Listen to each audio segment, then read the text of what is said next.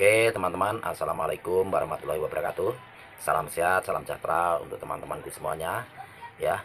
Dan saya ucapkan terima kasih pada teman-teman semuanya yang sampai saat ini masih stay di channel saya. Dan saya ucapkan juga terima kasih pada teman-teman semuanya yang sudah subscribe channel saya. Di sini saya ingin membahas tentang Timnas U20 yang baru saja mengalami kekalahan ketika melawan Jordania dalam pertandingan Mandiri Challenge ya, yang diselenggarakan di Stadion Delta Sidoarjo dengan skor 0-1. Walaupun kalau kita ketahui bahwa timnas kita itu hanya melawan 10 pemain ya, sedangkan pemain kita itu masih 11 pemain, tetapi kita di babak pertama di menit keempat kita sudah kemasukan 0-1 ya, yang dimasukkan pemain Jordania bernama Ibrahim Muhammad Abdallah Sabra di menit keempat.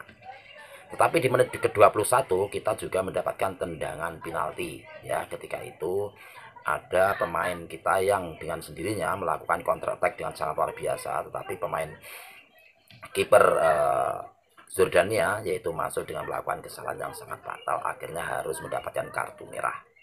Tetapi yang ditunjuk oleh Pak Indra Sapri itu adalah Wilber Jardim untuk menendang tendangan 12 pas tersebut, tetapi tidak berhasil. Tetapi saya tidak membahas tentang ketidakberhasilan untuk tendangan yang dilakukan oleh Wilber Jardim itu sendiri, karena pada dasarnya dulu banyak sekali pemain-pemain kondang, pemain-pemain dunia pun gagal melakukan tendangan penalti itu banyak sekali, seperti yang dilakukan oleh Roberto Baggio ketika itu ya, banyak sekali. Jadi kita tidak bisa menyalahkan tendangan 12 pas yang oleh Wilber Jardim, karena notabene Wilber Jardim kan baru berumur 20 tahun ya, sehingga mentalitas percaya diri itu mungkin harus perlu diasah. Terlepas dari itu semuanya, saya ingin membahas tentang permainan kita. Permainan kita itu kalau saya lihat kurang begitu kolektif ya. Ya, ketika di depan itu selalu berputar-putar, sepertinya tidak mempunyai visi yang sangat jelas bagaimana caranya memasukkan ke gawang, tetapi selalu di depan itu selalu gagal. Padahal kalau kita lihat kita menguasai ball possession dalam pertandingan timnas kita melawan Jordania, tetapi yaitu tadi yang saya katakan berulang-ulang, ketika di depan kita selalu gagal dan kita tidak pernah mencoba untuk melakukan tendangan jarak jauh ya. Yang dilakukan oleh teman-teman atau adik-adik U20 ini tidak mempunyai visi yang jelas, atau selalu berputar-putar gitu ya, tidak mempunyai tujuan yang menuju ke visi ke depan. Itu yang kita lihat. Jadi permainan ini ya nggak apa-apa, tetapi ini hanya uji coba untuk menghadapi Piala Asia U20 yang akan berlangsung nanti di Arab Saudi. Tetapi kita memang harus uji coba ini harus kita lakukan karena untuk mengasah atau untuk memadukan antara pemain kita secara kolektif dalam ketika bermain di lapangan ya. Walaupun kita kalah tidak apa-apa, kalah 0-1. Nah, dengan ini kan kita bisa melihat pemain-pemain siapa yang saja yang harus ditaruh di depan, harus di belakang ya. Pak Indra Sapri atau pelatih kepala Indra Sapri juga harus belajar dari Coach Sintayong bagaimana caranya kalau kita menghadapi kebuntuan dalam suatu serangan, apa yang harus dilakukan. Harusnya harus mengganti beberapa pemain yang mempunyai visi ke depan.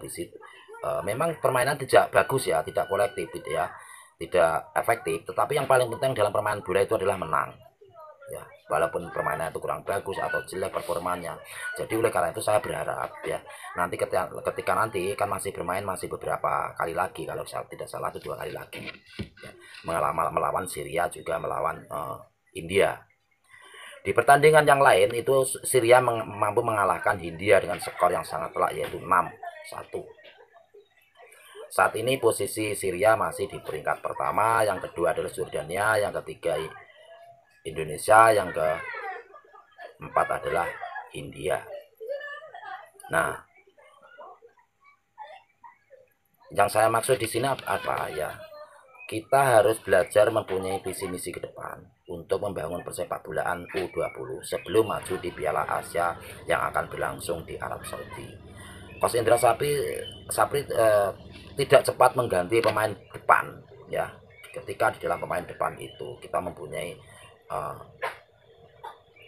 kurang tajam ya dalam perserangan. Nah, Dan saya melihat line up-nya ini juga harus dibalikin ke awal ya. Saya berharap Wilfried Jardim itu tetap ditaruh di belakang atau pemain back atau pengatur serangan.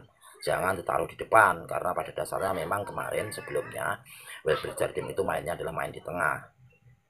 Ini taruh di depan. Jadi kalau saya lihat daya serangnya itu kurang. Tapi kalau untuk mengatur serangan itu Wilfried Jardim memang sangat luar biasa. Kalau di senior yaitu Tom Haye-nya adalah Wilfried Jardim. Tetapi kalau untuk efektivitas di depan gawang itu kurang. Itu kan ada Doni Tri Pamungkas kan juga ada. Itu ya teman-teman ya. Nah, tetapi walaupun ini terjadi kita kalah 0-1 tidak apa-apa ya. Ini hanya untuk memadukan antar lini ke lini pemain-pemain kita yang memang lama tidak bertemu. Jadi di sini kalahan pertama yaitu akhirnya kita dalam babak pertama kita harus kalah 0-1. Dan pemain-pemain kita setelah babak kedua selalu tertekan. Kita seperti tidak mempunyai mentalitas ya yang sangat tenang. Jadi kita selalu tertekan ke bawah beban. Ya itu nggak apa-apa, itu namanya masih anak muda ya, masih 20 tahun. Ya, semoga kedepannya kita jauh lebih baik daripada kemarin ketika melawan Jordania. Cukup sekian dari saya. Sakit Igader. Assalamualaikum warahmatullahi wabarakatuh.